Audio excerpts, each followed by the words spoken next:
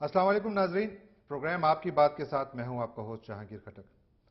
नाजरीन, बलूचिस्तान गुज़श्ता चंद हफ्तों से बैनुल-अक़वामी शह सुर्खियों में है। हालिया दिनों में इस्लामाबाद में अमरीका के कायम मकाम सफ़ीर को 2 मरतबा दफ्तर ख़ारजा तलब करके उनसे अमरीकी कांग्रेस में कैलिफोर्निया से रुकन कांग्रेस डाना रोराबकर की उस करारदाद पर शदीद एहतजाज किया गया जिसमें बलूचिस्तान के अवाम को हक खुद इरादियत देने की बात की गई है।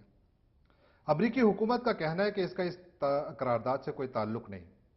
रोराबाकर की इस करारदाद की हकीकत कुछ भी हो, इसमें कोई शक नहीं कि इस करारदाद ने पाकिस्तान में बलूचिस्तान के हवाले से एक ऐसी बहस को जन्म दिया है जिसकी नज़ीर हालिया तारीख में कम ही मिलती है। एक तरफ बलोच कौम परस्त रहनुमा खुलकर पाकिस्तान से अलहदगी की बातें कर रहे हैं, तो दूसरी जानिब वज़ीर आज़म यूसुफ रज़ा गिलानी को भी बलूचिस्तान के मसले पर ऑल पार्टीज कॉन्फ्रेंस मुनक़िद करने का ख्याल आया।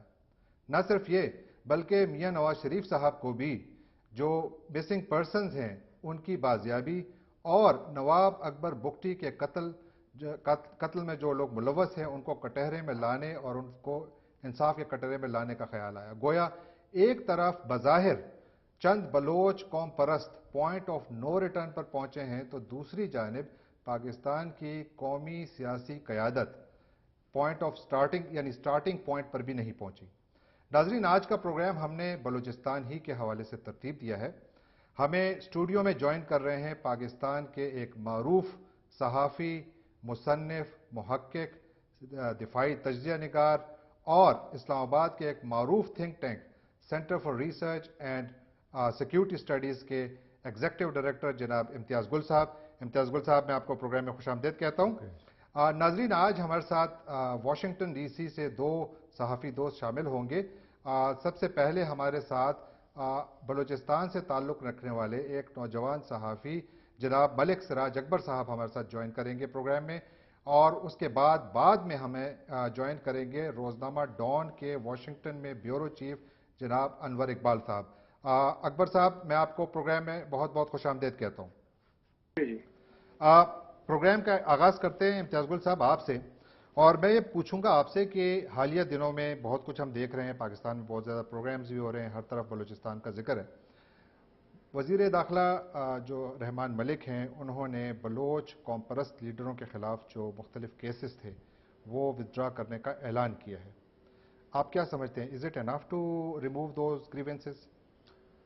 देखें जी, बलूचिस्तान के जो मसाइल हैं उसमें इन चंद लोगों के हरबियार मरी या ब्रामदाग बुगटी के खिलाफ केस वो सिर्फ उसका एक हिस्सा है। अगर हुकूमत ने इसको केस वापस लेने का ऐलान किया और वापस ले लेती है तो अगला सवाल ये पैदा होगा कि आप इन लोगों के साथ किस बुनियाद पे बातचीत करेंगे।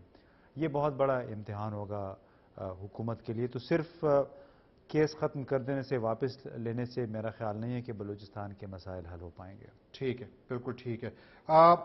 मलिक सिराज अकबर साहब, आपसे मैं यही सवाल करूंगा और ये सवाल साथ मजीद शामिल करूंगा एक नुक्ता कि क्या आप समझते हैं कि सिर्फ बलोच सरदारों के खिलाफ केस ख़त्म करना काफ़ी है, या वो लोग जिन्होंने पाकिस्तान की रियासत के खिलाफ हथियार उठाए हुए हैं उनके खिलाफ भी केस ख़त्म करने की ज़रूरत है? देखिए जी, ये पहला मौका नहीं कि गवर्नमेंट ने बलोच लीडर्स के खिलाफ केसेस ड्रॉप किए हैं। दिसंबर 2009 में जब उन्होंने आगाज हुकूक बलूचिस्तान पैकेज पेश किया था, तो उसके बाद चीफ मिनिस्टर बलूचिस्तान के तवसत से 89 जितने पॉलिटिकल एक्टिविस्ट थे और लीडर्स थे उनके खिलाफ तमाम केसेस ड्रॉप किए गए हैं इससे पहले। और उनमें से जो लीडर्स थे, अब हबीब Jalib Bloch, secretary general Balochistan national party, उनको बाद में टारगेट किया गया। एक और रहनुमा थे संगत सना बलोच रिपब्लिकन पार्टी के एक रुकन थे। वो उस ऐलान के 4-5 दिन बाद लापता हुए और 2 साल तक लापता होने के बाद उनकी लाश मिल गई। ठीक है। अब सवाल ये पैदा होता है कि जितने लोगों के खिलाफ केसेस ड्रॉप हुए हैं, उनके खिलाफ तो केसेस 2 साल पहले ड्रॉप हुए थे। This is going to be kind of a repetition of the old major. दूसरी बात, डेफिनेटली मैं जितने बलोच रहनुमा से बात करता रहता हूँ तो वो यही कहते हैं कि भाई चार्जेस हैं क्या। आई मीन उनकी तरफ से सवाल ये पैदा होता, ये रेज किया जाता है कि वफाक की तरफ से जो फौजी ऑपरेशन की गई है, जितने लोग बलूचिस्तान में टारगेट किए गए हैं, डंप किए गए हैं, उनके खिलाफ आया मुकदमात बने हैं या नहीं। بلوچستان سے آواز یہ بلند ہو رہی ہے کہ وفاق کے خلاف بھی مقدمہ بنایا جائے نہ کہ ڈراپ کیا جائے. تو ظاہر سی بات ہے جیسے کہ امتیاز گل صاحب نے فرمایا کہ اتنا آسان نہیں ہے کہ ان لیڈرز کے خلاف آپ کیسز ڈراپ کریں گے, کیونکہ بلوچستان کے جو رہنما ہیں تو وہ تو نہیں سمجھتے کہ انہوں نے کوئی غلطی کی ہے, کوئی گناہ کیا ہے کہ ان کے خلاف مقدمات بنے.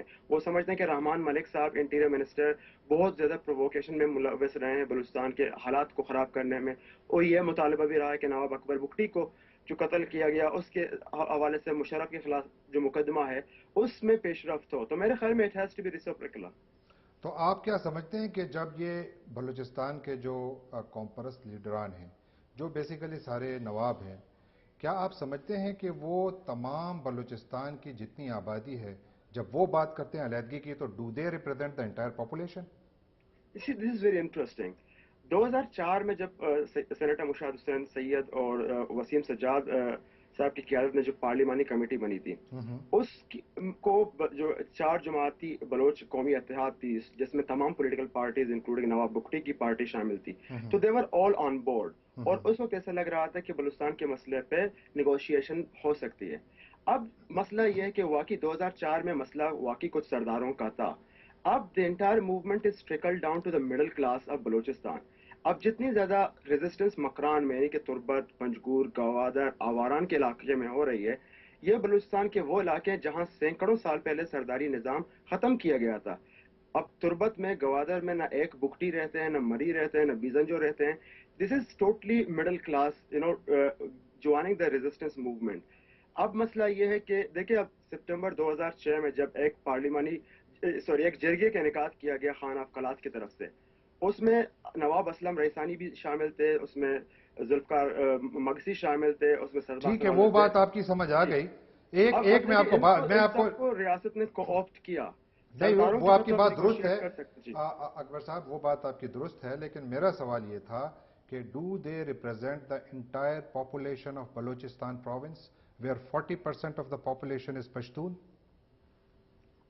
دیکھیں, مسئلہ پشتون کا نہیں ہے, مسئلہ بلوچ کا ہے. اگر آپ سمجھتے ہیں کیونکہ مسئلہ ہے نہیں تو پھر ہمیں نہیں, میں مسئلے کی بات نہیں کر رہا.